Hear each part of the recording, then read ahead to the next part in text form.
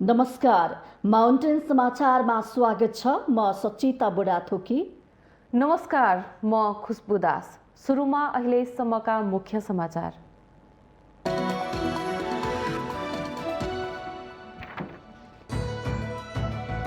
आज अश्विन शुक्ल अष्टमीका दिनमा मनाइने महाअष्टमी पर्व दुर्गा भवानीको विशेष पूजा आराधना गरी भव्य रूपमा मनाइँदै।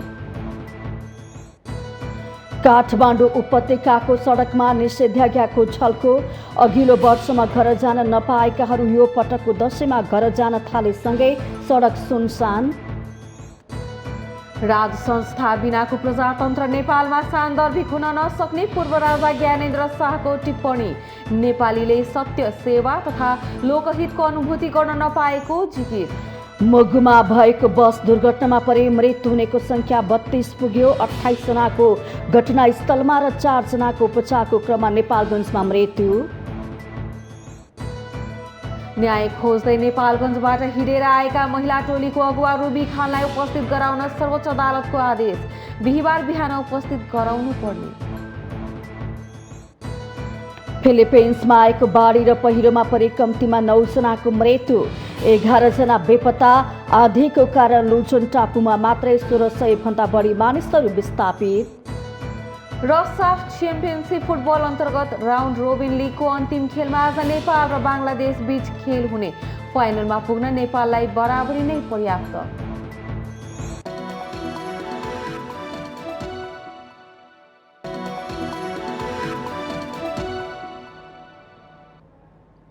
अब समाचार विस्तारमा।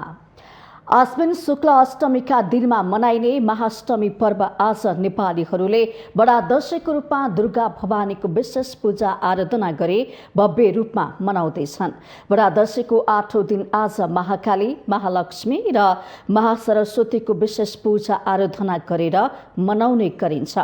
महाअष्टमीको दिन दुर्गा भवानीलाई शक्तिशाली बनाउने दिन भएकाले यसको विशेष महत्त्व पनि छ।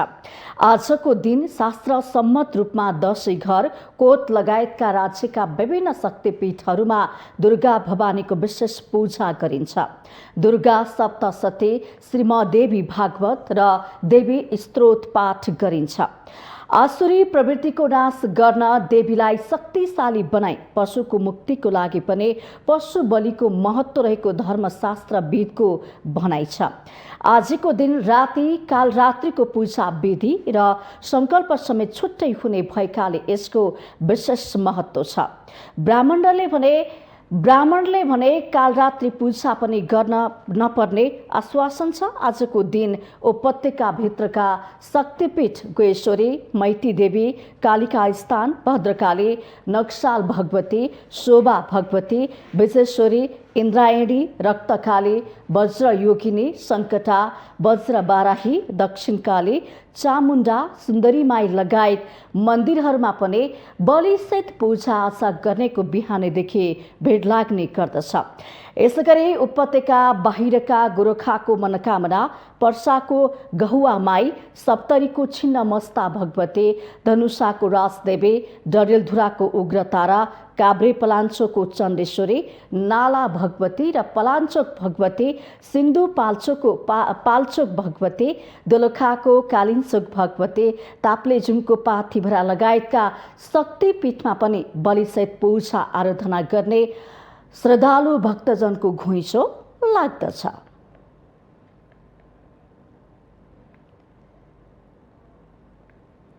नेपालीहरूको महान चाड विजया दशमीको 7औं दिन मंगलबार सैनिक मञ्च टुडी खेलमा फुलपाती हर्ष बढाई गरिएको छ।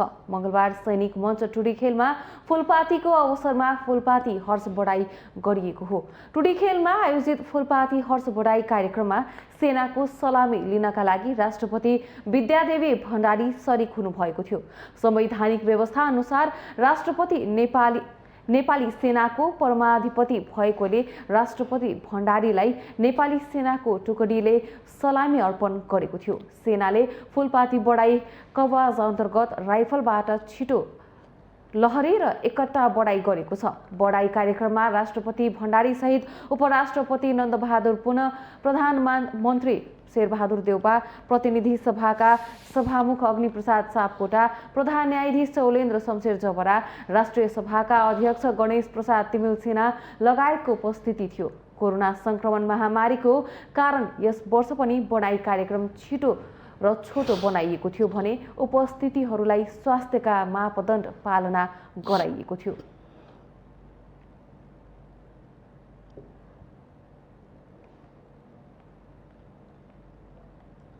अघिल्लो वर्षमा घर जान नपाएकाहरू यो पटकको दशैँमा घर जान थालेसँगै काठमाडौँका सडक सुनसान देखिएका छन्।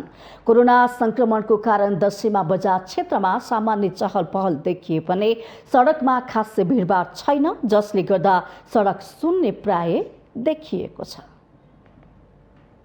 उपत्यका छोडेर बाहिरिनेको संख्या बढेसँगै मंगलबार काठमाडौँका विभिन्न ठाउँहरू प्राय सुनसान देखिएका छन्। उपत्यकाभित्र गुडिरहने निजी तथा भाडाका सवारी साधन फाट्टफुट्ट मात्रै चलेका छन्। अहिले उपत्यकाको कलङ्कीमा घर जानेहरूको सामान्य भिड देखिए पनि कोटेश्वर, बल्खु, ललितपुर, चावहिल लगायतका ठाउँहरू सुनसान छन्। हिजो अस्तिसम्म घण्टौं जाम हुने सडक केही खुल्ला भएसँगै काठमाडौँ उपत्यकावासीले केही राहत महसुस गरेका छन्। विगतका दशैंहरूमा नवमीका दिनसम्म काठमाडौँ उपत्यकाबाट आआफ्नो जिल्लामा दशैं मनाउन जानेहरू बोक्ने लामो दूरीका सवारी साधनहरू बाक्लै चले पनि अहिले त्यस्तो देखिएन। यता कोरोना कहर नहटेकै कारण नवमीसम्मको किनमेलको चहल पहल हुने काठमाडौँमा त्यो पनि नहुँदा व्यापार व्यवसायी अहिले चिन्तित छन्। तपाईँ घर जानु भएन? घर गइएन। तपाईँ घर यतै हो? घर त यता होइन, उता दोलखा हो। अब यसपालि चाहिँ अब व्यापार सेवार पनि भएन, अब अब घर जान सकिएन। व्यापार नभएर व्यापार नभएर घर जान सकिएन। हिजोसम्म चाहिँ ठिकै थियो, आज चाहिँ हिजोको भन्दा धेरै कम भइसकेको छ। अब धेरै बाहिर, अब घर जाने, बाहिर गाउँ घर जाने धेरै भइसक्यो, त्यही भएर पनि आज अलिक कमै मात्रामा छ। सधैँको कोलाहल, घण्टौंसम्मको ट्राफिक जाम तथा जताततै सुनिने हर्नको आवाजबाट केही दिन मुक्त भए पनि यस्ता व्यापारी भने सधैँ यस्तै मौकाको पर्खाइमा हुन्छन्। तर अघिल्ला वर्षहरूमा हुने जस्तो व्यापार नभएर पनि यी व्यापारी चिन्तामा छन्। व्यापार नभएकै कारण यी व्यापारी घर जान पाएनन्। व्यापार छैन, यो दसैँमा यो व्यापार छैन। हिजो अस्ति अलिक थियो कि? हिजो अस्ति चाहिँ अलिअलि थियो, तर पोहोरको जस्तो त्यस्तो छैन अहिले व्यापार छैन। दशैँमा जिल्लाका विभिन्न गाउँमा चहल पहल बढ्छ। अघिल्ला वर्ष जस्तै दशैँ उल्लासमय नभए पनि महत्त्वपूर्ण चाड र सरकारले नै सार्वजनिक विदा दिएका कारण अन्य पर्वहरूको भन्दा दशैँको महत्त्व बेग्लै रहन्छ। त्यसैले पनि यो समयमा घर जानेको संख्या बढ्छ। यता अघिल्ला वर्षमा घर जान नपाएकाहरू यो पटकको दशैँमा घर जान पाएपछि घर जानेहरू दङ्ग छन्। राम्रै छ, खुसी लागेछ होइन, परिवारसँगै भेट्न पाउँदा होइन। हिन्दू धर्मावलम्बीहरूको ठूलो पर्व विजया दशमी दुर्गा भवानीको प्रसाद स्वरूप मान्यजनका हातबाट टिका र जमरा लगाएर धुमधामका साथ मनाउने गरिन्छ। यस वर्षको विजया दशमी पर्व पनि कोरोना कहरकै बीचमा रहे पनि गाउँघर जानेको भिड छ। रोजगार अध्ययनका साथै विभिन्न कामको सिलसिलामा देश तथा विदेशमा रहेका नेपाली आफ्ना घर फर्किँदा घर परिवार तथा गाउँघर नै भरिभराउ भए पनि काठमाडौँ उपत्यका भने सुनसान छ। आदरणीय दर्शकवृन्द, अहिले हामी कलङ्कीको अन्डरग्राउन्डमा छौँ। लगभग काठमाडौँ उपत्यकामा अहिले कोरोना कालकै झझल्को दिने गरी निषेधाज्ञा जस्तो त्यसको झल्को दिने जस्तो अहिले वातावरण देखिन्छ। किनकि अघिपछि घण्टौं जाम हुने त्यस्ता सडकहरू खुल्लम खुल्ला छन् र सडकहरूको अवस्था हेर्दा शून्य प्राय जस्तै छन्। अहिले दशैंको बेलामा काठमाडौँ छाडेर बाहिरिनेहरूको संख्या बढेसँगै यो खालको अवस्था हामीले काठमाडौँ उपत्यकामा देखिराखेका छौँ। दशैंको बेलामा तपाईँहरू घर गइराख्नु भएको छ, आफ्नो आफन्तजन इष्टमित्र प्रियजनसँग तपाईँहरूको भेटघाट भइराखेको हुनसक्छ। यो अवस्थामा पनि कोरोना छ है भन्ने तपाईँहरूले ख्याल राख्नुहोला। स्वास्थ्यको ख्याल राख्दै कोरोनाबाट बच्नका निम्ति सुरक्षा सावधानीका उपायहरू अपनाउनु होला भन्ने हामी कामना गर्न चाहन्छौँ र यो सँगै दशैंको शुभकामना पनि व्यक्त गर्न चाहन्छौँ। माउन्टेन टेलिभिजन एसडीका लागि क्यामेरामा दीपक भट्टका साथमा प्रसन्न ढुङ्गाना, कलङ्की, काठमाडौँ। पूर्व राजा ज्ञानेन्द्र शाहले प्रजातन्त्र बिनाको राज संस्था र राज संस्था बिनाको प्रजातन्त्र नेपालमा सान्दर्भिक हुन नसक्ने बताउनु भएको छ। विजया दशमीको उपलक्ष्यमा देशभित्र र देश बाहिर रहेका सबै नेपालीलाई शुभकामना दिनुहुँदै उहाँले जुनसुकै विचारप्रति आस्थावान भए पनि राष्ट्रप्रतिको श्रद्धाले सबै नेपालीलाई एउटै मालामा उन्ने विश्वास लिएको भन्दै मुलुकमा राज संस्थाको आवश्यकता औल्याउनु भएको हो। समाज सनातनिक आदर्श र पुर्खौली पौरखबाट पृथक छैन, तर हाम्रो राजनीति र राजकाजी चाल चलन त्यस अनुरूप हुन नसकेको उहाँको भनाइ छ। पूर्व राजा शाहले राजनीतिक व्यवस्था आफू, आफ्नो समूह र त्यसभित्रको गुट र उपगुटमा अल्झिएको आरोप लगाउनुभयो। उहाँले कोरोना महामारी तथा प्राकृतिक विपत्ति र बेरोजगार नेपालीले सत्य सेवा तथा लोकहितको अनुभूति गर्न पाएका छन् त भन्ने प्रश्न समेत गर्नुभयो। भुमरीमा फसेका आम नेपालीले सत्य सेवा तथा लोकहितको अनुभूति गर्न पाइरहेका छन् त? कुनै पनि परिवर्तनको मर्म देशसँग अन्तर्सम्बन्धित हुने गरेको भन्दै उहाँले त्यसको प्रभाव जनताले आफ्नो दैनिक जीवनमा अनुभूत गर्नु सक्नु पर्ने उल्लेख गर्नुभयो। दुर्भाग्यवश शिक्षा तथा स्वास्थ्यको व्यापारीकरण, विकास निर्माणमा कामको भ्रष्टीकरण, प्रशासनिक र राजनीतिक पेशाले सीमित व्यक्तिलाई फाइदा पुर्याएको र न्यायिक क्षेत्रमा उत्पन्न विचलनले सबैतिर निराशा छाएको भन्दै उहाँले चिन्ता व्यक्त गर्नुभयो। राष्ट्रको चिन्ताले व्याकुल भई व्यक्त विचारहरूलाई हामीले राष्ट्रिय अनुराग र निष्ठा मात्र प्रकट गरेको नभई आम नेपालीमा राष्ट्रवादी चेतको सञ्चार समेत गराएको रूपमा बुझेका छौँ। अहिलेको अवस्थामा मुलुकको सार्वभौमिकता, राष्ट्रिय एकता, मौलिक धर्म संस्कृति सङ्कटमा परिरहेको, राष्ट्रहितमा केन्द्रित हुनुपर्ने परराष्ट्र नीति असन्तुलित भएर सुरक्षामा चुनौती थपिएको भन्दै उहाँले दुःख व्यक्त गर्नुभयो। हरेक नेपालीलाई आफ्नो स्वतन्त्र विचार र आस्थाको अधिकार रहेको भन्दै उहाँले राज संस्थाले वैचारिक आस्थाका आधारमा विभेद नगर्ने र त्यो राज संस्थाको मान्यता तथा वैचारिक परम्परा पनि नभएको स्पष्ट पार्नुभयो।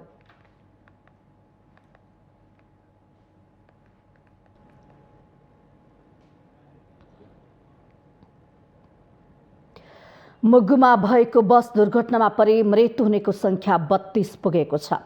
जिल्लाको छायानाथ रारा नगरपालिका 7 पिनाटपानी खोलामा भएको बस दुर्घटनामा हुँदा चालकसहित 32 जनाको मृत्यु भएको हो। 28 जनाको घटनास्थलमा र 4 जनाको उपचारको क्रममा नेपालगञ्जमा मृत्यु भएको प्रदेश प्रहरी कार्यालय सुर्खेतले जनाएको छ। मृत्यु हुनेमा बस चालक दानबहादुर रावल, छायानाथ रारा नगरपालिका 7 का 12 वर्षीय आशिष शाही, 13 वर्षीय सुदीक्षा बम, 16 वर्षीय भग बम, वडा नम्बर 1 का 18 वर्षीय मन्जु मल्ल, वडा नम्बर 8 का 22 वर्षीय सरोज बिताली र नवीन बुढा रहेका छन्। यस्तै उपचारको क्रममा नेपालगञ्ज मेडिकल कलेजमा मृत्यु हुनेमा छायानाथ रारा 1 का चन्द्रप्रसाद भाम, वडा नम्बर 7 का 12 वर्षीय आदित्य विक्रम शाही र वडा नम्बर 8 का 28 वर्षीय टो बहादुर व्यस्त रहेका छन्। कोहलपुरमा उपचारको क्रममा ज्यान गुमाउने 1 जनाको पहिचान नखुलेको बाँके प्रहरीले जनाएको छ। उपचारको लागि नेपालगञ्ज ल्याइएका 12 जनाको उपचार भइरहेको छ। 1 जना बालिकाको भने जिल्ला अस्पताल मुगुमै उपचार भइरहेको छ। उनको अवस्था सामान्य रहेको छ। बसमा सवार मध्ये 3 जनाले गाडीबाट हाम फालेको र 2 जना दुर्घटना हुनुभन्दा केही समय अघि ओर्लिएको बुझिएको छ। बसमा सवार अधिकांश काठमाडौँ, नेपालगञ्ज, सुर्खेत लगायतका स्थानबाट दशैं मनाउन घर फर्किएका विद्यार्थी रहेको प्रहरीको भनाइ छ। मोडमा बसको अगाडिको टायर पम्चर भएर पड्किएको थियो। टायर पड्किएपछि बस पछाडि भिरमा खसेको बताइएको छ।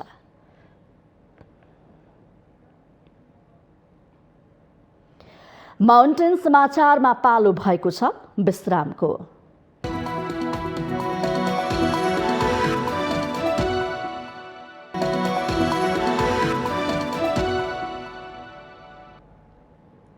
विश्रामपछि स्वागत छ। अब बाँकी समाचार। न्यायका लागि नेपालगञ्जबाट काठमाडौँसम्म पैदल यात्रा गरेका महिला टोलीकी अगुवा रुबी खानलाई बिहिबार उपस्थित गराउन सर्वोच्च अदालतले आदेश दिएको छ। रुबीको अवस्था अज्ञात रहेको भन्दै अधिवक्ता मोहना अन्सारीले रुबीका तर्फबाट दायर गरेको बन्दी प्रत्यक्षीकरणको निवेदनमा सुनवाई गर्दै सर्वोच्च अदालतका न्यायाधीश आनन्द मोहन भट्टराईले आगामी बिहिबार बिहान रुबीलाई अदालतमा उपस्थित गराउन मङ्गलबार आदेश दिनुभएको हो। प्रहरीले गत शुक्रबार माइती घर मण्डलाबाट पक्राउ गरेकी रुबीलाई नेपालगञ्ज पठाइएको थियो। रुबीलाई शुक्रबार साँझ महानगरीय प्रहरी वृत्त लैनचौरले पक्राउ गरेर महानगरीय प्रहरी वृत्त सिंहदरबारलाई बुझाएको थियो। त्यसपछि सिंहदरबार वृत्तले बाँके पठाइदिएको थियो। रुबीले अहिले जिल्ला प्रहरी कार्यालय बाँकेको हिरासत कक्षमा अनसन सुरु गरेको बताइएको छ। महानगरीय प्रहरी वृत्त लैनचौरले रुबीको अवस्था जानकारी नभएको जवाफ सर्वोच्चलाई पठाएपछि सर्वोच्चले सिंहदरबार वृत्तलाई सोधेको थियो। मङ्गलबारको सुनवाईपछि न्यायाधीश भट्टराईले बिहिबार बिहान 11 बजे अदालतमा उपस्थित गराउन र मुद्दामा सुनवाई नभएसम्मका लागि जिल्ला प्रहरी कार्यालय बाँकेको हिरासतबाट अन्यत्र स्थानान्तरण नगर्न पनि आदेश दिनुभएको छ।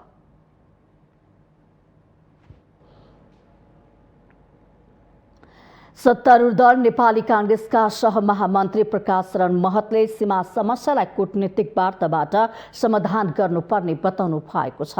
सहमहामन्त्री महतले भारत भ्रमणको क्रममा आफूहरूले सीमा समस्यालाई संवाद र कूटनीतिक रूपमा समाधान गर्ने बारेमा छलफल भएको बताउनु भएको हो। उहाँले भारत भ्रमणका क्रममा व्यापार घाटाको समस्या, महाकाली तुइन प्रकरण र कोभिसिल्ड सप्लाईको बारेमा छलफल भएको पनि बताउनु भएको छ। त्यसैगरी उहाँले महाकालीमा भारतीय एसएसबीका जवानले तुइन काटिदिँदा नदीमा बेपत्ता भएका जयसिंह धामीको बारेमा पनि भारत सरकारले छानबिन गरेर निष्कर्षमा पुग्नुपर्ने कुरा राखेको र यसमा भारत सरकारले चासो देखाएको बताउनुभयो। समाधान गर्ने यो वार्ता प्रक्रिया अगाडि बढाउने र वार्ताभन्दा अर्को विकल्प छैन। तुइन प्रकरण, महाकाली तुइन प्रकरणको विषयमा मैले चाहिँ भने यो हेर्दा सानो देखिन्छ, तर यो चाहिँ नेपाली जनताको भावनासँग जोडिएका कुराहरू छन्। यी कुराहरूलाई चाहिँ भारत सरकारले फेरि छानबिन गरेर चाहिँ एउटा यसलाई चाहिँ सम्बोधन गर्दा राम्रो मेसेज जान्छ भन्ने कुराहरू राखे। नेपाली कांग्रेससँग भारतीय जनता पार्टी भाजपाले उच्च महत्त्व र प्राथमिकता दिएको उहाँको भनाइ छ। उहाँले नेपाल सरकारका कुराहरूलाई भाजपाले उच्च चासो र समस्या समाधानको लागि गम्भीरताको साथ लिएको बताउँदै कोभिसिल्ड आपूर्ति र महाकाली तुइन प्रकरण लगायतका कुराहरूको तत्काल समस्या समाधान गर्ने बताउनुभयो। भेटघाटबाट भ्रमणलाई चाहिँ भारतीय जनता पार्टीले उच्च महत्त्व दिएको, नेपालसँग र नेपाली कांग्रेस पार्टीसँग मैत्रीपूर्ण र निकट सम्बन्ध राख्न चाहेको र नेपालको जुन सरोकारका विषय, चासो र चिन्ताका विषयहरूलाई चाहिँ उच्च प्राथमिकताका साथ सुनेको र त्यसलाई गम्भीरताका साथ लिएको मैले पाएँ। सहमहामन्त्री महतले पूर्व प्रधानमन्त्री केपी शर्मा ओली नेतृत्वको सरकारले कूटनीतिक पहल नै नगरेको भन्दै उहाँले विभिन्न खालका समस्या भएको पनि बताउनु भएको छ। पछिल्लो सरकारले त ठुलो कुरो मात्रै गरे, ओली हैन, संविधानसँग यो गर्ने, चर्को बाहिर कुरा गर्ने मात्रै गरे। उहाँले कूटनीतिक तवरमा कुनै कुरा चाहिँ चुक्क पनि बोल्नु भएन। तर हामीले त के छ भने अहिले पार्टी तहमा पनि कुराहरू चाहिँ उठाइराखेका छौँ, सरकारी तहमा पनि कुराकानी भइरहेको छ। भोलि उच्च स्तरीय चाहिँ भ्रमण पनि होला, त्यहाँ पनि उठ्ला। हामी चाहिँ के छ भने गम्भीर रूपमा सम्बन्धित ठाउँमा कुरा राख्ने कुरामा विश्वास गर्छ। जनतातिर फर्केर चाहिँ उच्च स्वरले चाहिँ ठुलो स्वरले चाहिँ कराउने, तर जहाँ चाहिँ कुरा राख्नुपर्ने त्यहाँ कुरै नराख्ने, जुन पहिलो सरकारको देखियो नि, त्यो गलत हो नेपालको लागि। उहाँले भारतीय जनता पार्टी भाजपासँगको सम्बन्धले नेपाली कांग्रेस र देशलाई नै सकारात्मक हुने पनि बताउनु भएको छ। कतिपय सम्बन्ध नेपालले बुझाउन नसकेर पनि समस्या आएको र जसको लागि भारतसँग राम्रो सम्बन्ध बनाउन संवाद आवश्यक रहेको उहाँको भनाइ छ।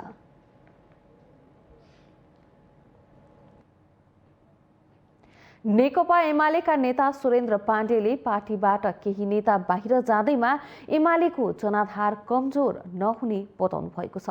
नेकपा एमाले विभाजन भएर माधव नेपाल लगायतका केही नेताहरू बाहिरिए पनि त्यसले एमालेको जनाधार नघट्ने र त्यसलाई आगामी निर्वाचनमा देखाउने नेता पाण्डेले बताउनु भएको हो। आगामी स्थानीय तथा प्रदेश र संघ स्तरीय चुनावले को कति शक्तिशाली र जनाधार कसको पक्षमा रहने स्पष्ट पार्ने उहाँले बताउनु भयो। केबाट अगाडि बढ्छ आफ्नो सामर्थ्य र शक्तिमा अगाडि बढ्छ। उहाँहरूले कति गर्नुहुन्छ त्यो उहाँहरूको कुरा हो। हाम्रो कति सामर्थ्य हुन्छ हामी आफ्नो सामर्थ्य लिएर हिँड्छौँ। त्यो कति लानुहुन्छ त चुनावले देखाउँछ नि। किनभने यो त राजनीति कस्तो चिज हो भने एक बेला प्राप्त गरेको कुरा सधैँ उही रहँदैन नि। त्यस हुनाले हामीले के भन्छौँ भने एकचोटि फर्स्ट हुनुको अर्थ सधैँ तिमी क्लास फर्स्ट हुन्छौ भने होइन, अर्कोचोटि टेस्टमा भाग लिइरहनुपर्छ। सधैँ त्यो चाहिँ के भने परीक्षामा सामेल भइरहनुपर्छ। त्यो सामेल भनेको हरेक 5-5 वर्षमा हुन्छ। अब चैतामा चाहिँ स्थानीय चुनाव छ, अर्को साल मङ्सिरमा चाहिँ प्रदेश र सङ्घको चुनाव छ। त्यो चुनावले धेरै कुरा निर्धारण गर्छ। को कति भन्ने कुरा त्यसले निर्धारण गर्छ। नेतृत्व तहका केही नेताहरूले पार्टी छाडेर गए पनि नेकपा एमाले 10औं महाधिवेशनको तयारीका लागि विधान महाधिवेशन सम्पन्न गरिसकेको छ। विधान महाधिवेशनमा सहभागी 5000 भन्दा बढी प्रतिनिधिहरूको उपस्थितिको सन्दर्भ लिँदै एमाले झन शक्तिशाली बनेको एमाले नेताहरूले दावी गर्दै आइरहेका छन्। तर एमालेमा पूर्व माओवादी धार र पूर्व माधव नेपाल पक्षबीच पटक पटक बेमेल देखाइरहँदा आगामी निर्वाचनमा एमालेको समीकरण कस्तो बन्ला भन्ने जनचासो रहेको छ।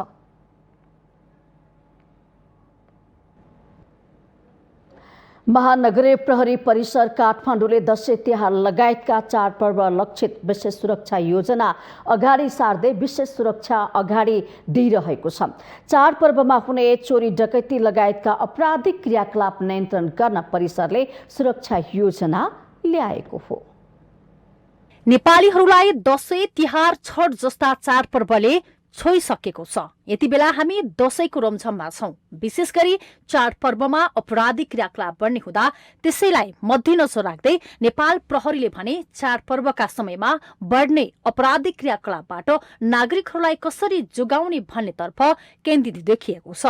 सोही अनुरूप सधैँको वर्ष झैं यस वर्ष पनि महानगरीय प्रहरी परिसर काठमाडौँले असोज 1 गतेदेखि चाडपर्व लक्षित विशेष सुरक्षा योजना ल्याएको छ। चाडपर्वका लागि काठमाडौँमा 3271 सुरक्षाकर्मी खटाइएको छ भने चाडपर्वका समयमा 61 ठाउँमा पिकेट गस्ती, 60 वटा ठाउँमा बिहान बेलुका र दिउँसो पैदल गस्ती खटाइएको छ। वर्ष चाडपर्व लक्षित सुरक्षा योजना बनाइ गरी 2 गतेदेखि कार्यान्वयनमा ल्याएको अवस्था छ। यसमा हाम्रो टोटल 3302 जना जनशक्ति एक शिफ्टमा खर्च भएको अवस्था छ र यो हाम्रो दशैं तिहार र छैठसम्म लागू हुन्छ। मौका छोपेर अपराधिक समूहहरूले अपराधिक मनोवृत्ति भएका मान्छेहरूले ती मान्छेहरूको पैसाहरू लुट्ने सम्भावनाहरू, छिन्ने सम्भावनाहरू बढी भएको हुँदा हामीले त्यस्तो ठाउँहरू चाहिँ केन्द्रित गरेर यो सुरक्षा योजना बनाएर फोकस गरेको हो।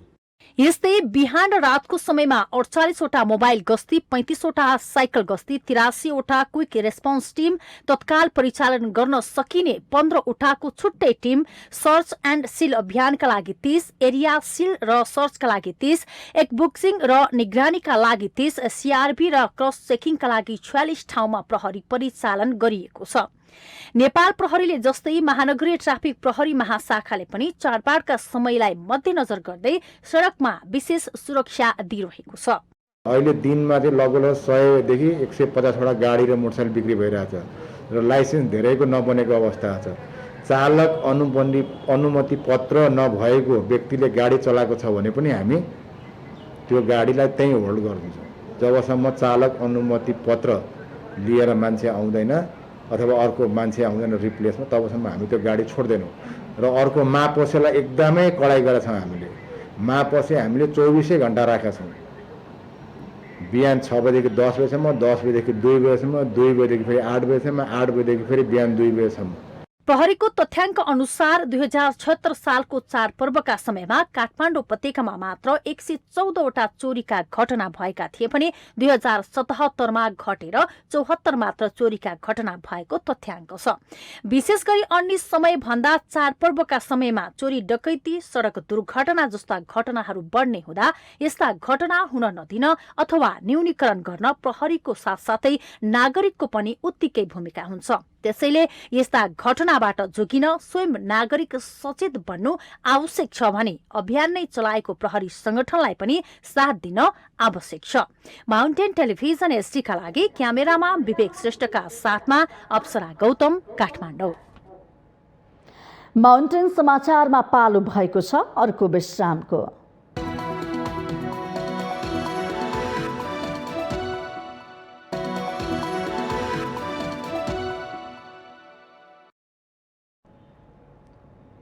विश्रामपछि स्वागत छ। अब बाँकी समाचार। रोजगारी र अध्ययनका लागि विभिन्न जिल्लाहरूबाट काठमाडौँ आएका नेपालीहरू दशैं, तिहार र छठ जस्ता पर्वहरू मनाउनका लागि घर फर्कने गरेका छन्। धेरै व्यक्तिहरूले एकैपटक सार्वजनिक सवारी साधन मार्फत यात्रा गर्दा यातायात व्यवस्थापनमा हरेक वर्ष समस्या देखिने गरेको छ, जसले गर्दा विशेष गरी लामो दूरीका यात्रुहरू मारमा पर्ने गरेका छन्। नेपालीहरूको महान चाड विजय दशमी, शुभ दीपावली तथा छठ पर्व सुरु भएसँगै काठमाडौँ छोडेर घर फर्किनेको घुइँचो लाग्ने गर्दछ। चाडबाड मनाउन हरेक वर्ष काठमाडौँ छाडेर 20देखि 25 लाख सर्वसाधारण गृह जिल्ला फर्कने यातायात व्यवसायको अनुमान छ। लामो तथा छोटो दूरीका यातायातमा घर फर्कनका लागि हरेक वर्ष घटस्थापनाका दिनदेखि नै नयाँ तथा पुरानो बसपार्कमा यात्रुहरूको चाप हुने गरेको छ। भेडभाडको यात्रा र लामो दूरी तय गर्नुपर्ने हुँदा यात्रुहरूले विभिन्न गुनासो गर्ने गरेका छन्। टिकट लिनका लागि घण्टौं लाइन लाग्नुपर्ने बाध्यतादेखि लिएर चर्को भाडा असुल्ने तथा यातायात व्यवसायीहरूको दुर्व्यवहार जस्ता विभिन्न समस्या देखिने गुनासो यात्रुहरूले गरेका छन्। टिकट चाहिँ सजिलो नै प्राप्त भयो, तर प्याक भइसक्यो रहेछ टिकट चाहिँ है। जे काटिसके सिटहरू चाहिँ प्याक भइसकेको रहेछ, अनि क्याबिनमा चाहिँ पायो। टाइम चाहिँ त्यति टाइम लागेन, 1-2 मिनटमै पायो टिकट चाहिँ। ठ्याक्क रेट चाहिँ एक्चुअल मलाई थाहा भएन है। अहिले चाहिँ 28% बढाएको छ, पहिलाको रेट भन्दै हुनुहुन्थ्यो 1100 रुपियाँ, यहाँदेखि मिर्मीसम्मको चाहिँ 1100 रुपियाँ। यहाँ अब सर्भिस अलिकति राम्रो रहेनछ होइन। लाइक अब पहिलातिर चाहिँ हामी 500मा आउँथ्यौँ, अहिले चाहिँ 1000 डबलै महँगो भयो। अब यस्तोमा त अलिकति अझै घटाइदिएको भए हुन्थ्यो होइन।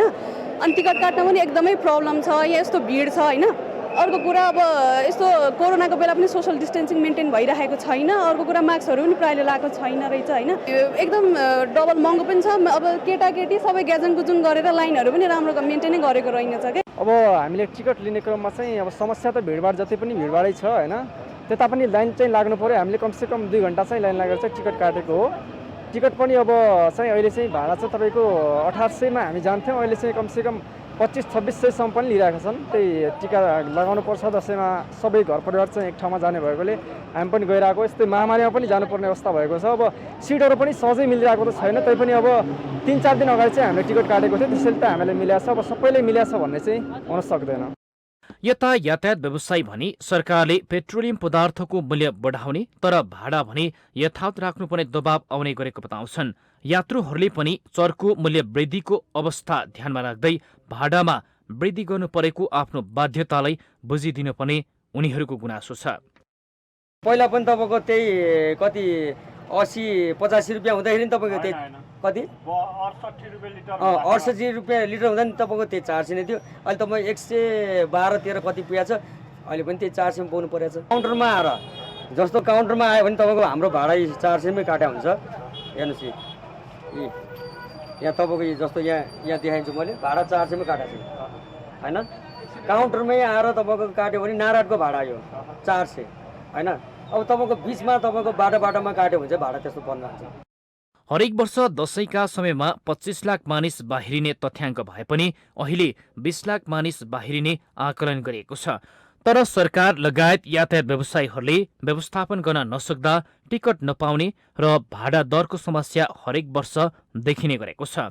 ठूला चाडपर्व लक्षित भिडभाडलाई ध्यानमा राख्दै सम्बन्धित निकायले लामो दूरीका सार्वजनिक सवारी साधन र यात्रा व्यवस्थापनमा सहज बनाउनु जरुरी देखिन्छ। माउन्टेन टेलिभिजन एचडीका लागि क्यामेरामा विक्रम साक्य र निखिल कपालीका साथमा सुजन चालिसेको रिपोर्ट। दशैं नमनाउने ललितपुरको खोकनामा श्री सुस्तानी व्रत कथामा आधारित खोकना नाच सुरु भएको छ। खोकनाको रुद्रायणी मन्दिर मुनि कोइलाछीमा रुद्रायणी देवीको नृत्य मञ्चन गरिएसँगै मंगलबार खोकना नाच सुरु भएको हो। भगवान शिव र माता पार्वतीले भनेको आज्ञा नमानेर छोरा कुमारले घरबाट हिँड्दा बाटोमा पाएको दुःख, महाकाली र दैत्यबीच भएको लडाई, कुमारलाई आपतमा परेको बेला हनुमानले बचाएको क्षण आदिको सम्झनामा दिनभर नृत्य मञ्चन हुनेछ। नृत्य अघि ओडाले सरकारी पूजा लाने चलन रहेको छ। खोकना नाचमा विशेष गरेर गणेश, महालक्ष्मी, भैरव, शक्ति, रुद्रायणी, इन्द्रायणी, हनुमान, कुमार, शिव पार्वती आदि देवी देवताको कथामा आधारित नृत्य गरिने बताइएको छ। काठमाडौँ उपत्यकाको प्रारम्भिक मानव बस्ती यहीबाट सुरु भएको मानिन्छ। रातो मच्छिन्द्रनाथलाई आधा वर्ष राखिने यस स्थान राजा अंशु वर्माले विकसित गराएको खोकनावासीको भनाइ छ। खोकना तोरीको तेल र खुर्सानीको लागि मुलुकभर प्रख्यात छ। खोकना नेपालमा पहिलो पटक बिजुली बलेको ठाउँ पनि हो।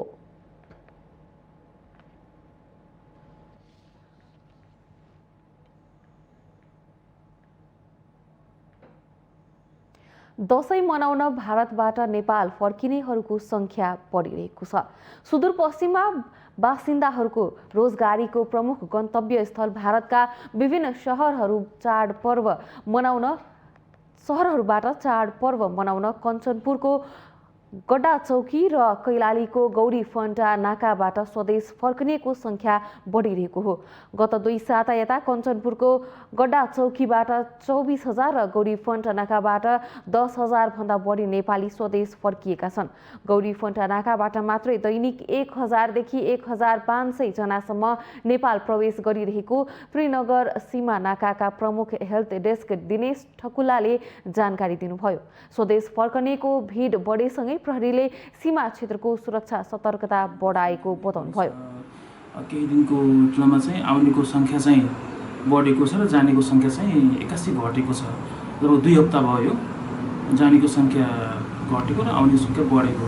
अहिले दिनमा चाहिँ तपाईको त्यही 6 देखि 800 को हारमा चाहिँ आउँछ। जानेमा चाहिँ त्यही 150 देखि 200 मा छ। पहिलाको तुलनामा चाहिँ जानेको संख्या चाहिँ तपाईको त्यही 3,000 देखि 4,000 सम्म हुन्थ्यो भने आउनेको संख्या चाहिँ तपाईको त्यही 5 देखि 400 हारमा हुन्थ्यो। भारतको दिल्ली, मुम्बई, महाराष्ट्र, पन्जाब, पुणे, बेङ्गलोर, सिमला, हरिद्वार लगायतका सहरमा नेपाली रोजगारीका लागि सदियौँदेखि आउने जाने गरेको स्वास्थ्यकर्मी गणेश साउदले बताउनुभयो। भारतबाट गाउँ फर्किनेबाट कोरोना संक्रमणको जोखिम रहेकोले सीमामा कोरोना परीक्षण र खोप लगाउने कामलाई पनि तीव्रता दिएको उहाँको भनाइ छ।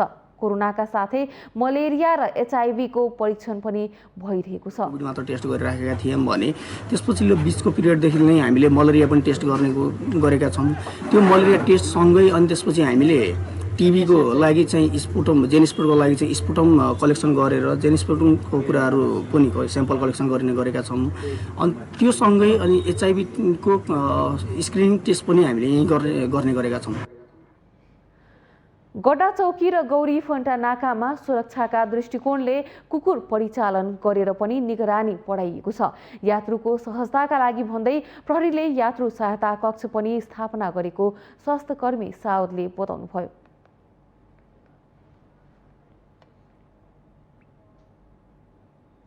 हामीसँग आर्थिक, अन्तर्राष्ट्रिय र खेल समाचार बाँकी नै छन्। माउन्टेन समाचारमा पालो भएको छ विश्रामको।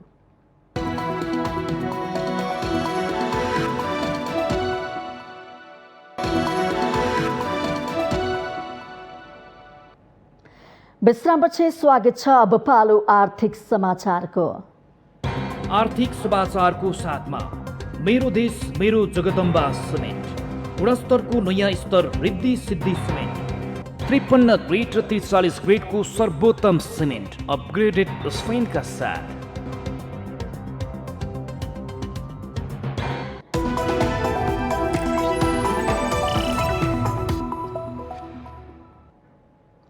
सप्तरीमा दशैंको चहल पहल पोहोरको तुलनामा यस वर्ष केही बढी देखिएको छ। कोरोना महामारीले लामो समय ठप्प रहेको व्यापार व्यवसाय चलायमान भएसँगै व्यापारीहरूमा आशा पलाएको हो। नेपालीहरूको ठूलो पर्व दशैं नजिकेसँगै सप्तरीको सप्तकोशी नगरपालिका स्थित फतेपुर बजारमा भीड़ बढेको छ। दशैंको किनमेलका लागि देशैभरका बजारहरूमा चहल पहल बढेको बेला फतेपुर बजार पनि व्यस्त भएको हो। कोरोना संक्रमणको जोखिमलाई बेवास्ता गर्दै दशैंका लागि सामान किन्नेहरूको बजारमा भीड़भाड़ अत्याधिक बढेको छ। यसले संक्रमणको जोखिम बढाएको छ भने सामानहरूको मूल्य पनि वृद्धि भएको सर्वसाधारणको गुनासो छ।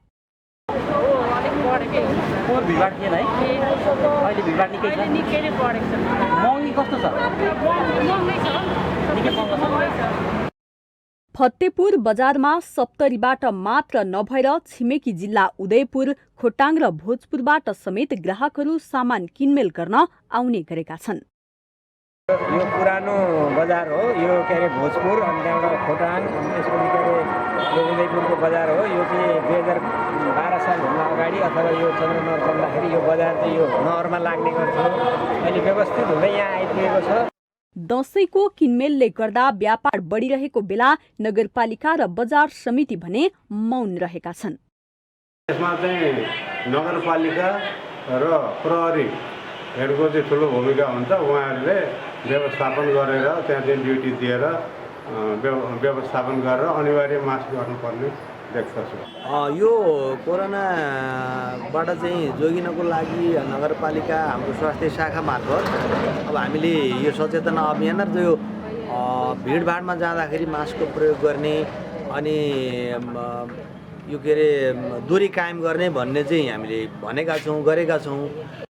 व्यापारीहरूको मुहारमा छाएको खुसीलाई कायमै राख्ने र देशलाई नै आर्थिक चपेटाबाट बचाउने हो भने अझै पनि सम्भावित दुर्घटनाबाट केही मात्र भए पनि बचाउन सकिन्छ। झन्डै 2 वर्षदेखि कोरोनाको कारण विशेष गरी यस्ता हाट बजारहरू बन्द रहेको थियो र कोरोना क्रमिक रूपमा कम हुँदै गएपछि यस्ता हाट बजारले पुनः स्थान पाएको छ र यहाँका व्यापारीहरूमा एउटा उत्साह थपिएको छ। उत्साह थपिए तापनि कोरोना छैन भन्ने मानसिकता बोकेका मान्छेहरू अहिले निकै बढी मात्रामा पाइएको छ र स्वास्थ्य मापदण्डलाई पालना नगरी बिना मास्क बजारमा भिडभाड भएको पाइन्छ। यस्तै हुँदै जाने हो भने कोरोना फेरि उग्र रूप लिएर आउन नसक्ला भन्न सकिन्न। यसको लागि सम्बन्धित निकायले बेलैमा ध्यान दिन जरुरी छ। माउन्टेन टेलिभिजन HD का लागि क्यामेरामा मिलेन्द्र बस्नेतका साथमा सुमन रायमाझी, सप्तरी। यो सँगै हामी माउन्टेन समाचारको अन्त्यमा आइपुगेका छौँ। जाँदा जाँदै मुख्य समाचार पुनः एकपटक।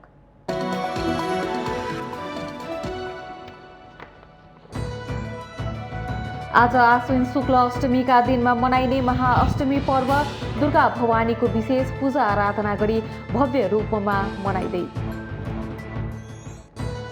काठमाडौँ उपत्यकाको सडकमा निषेधाज्ञाको झल्को।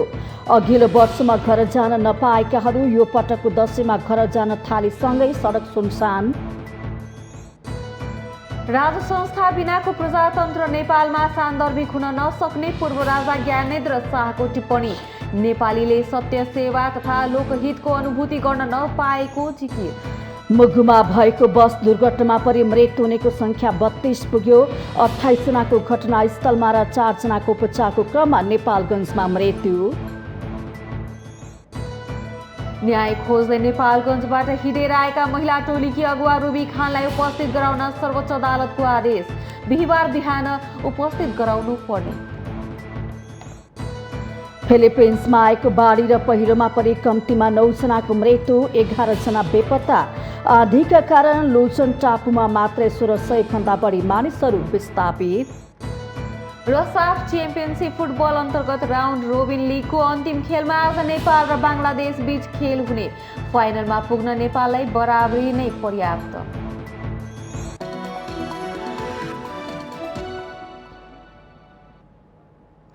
माउन्टेन समाचार अहिलेलाई सकियो। सत्य, तथ्य र निष्पक्ष समाचारको लागि हेर्दै रहनुहोला माउन्टेन टेलिभिजन HD। नमस्कार।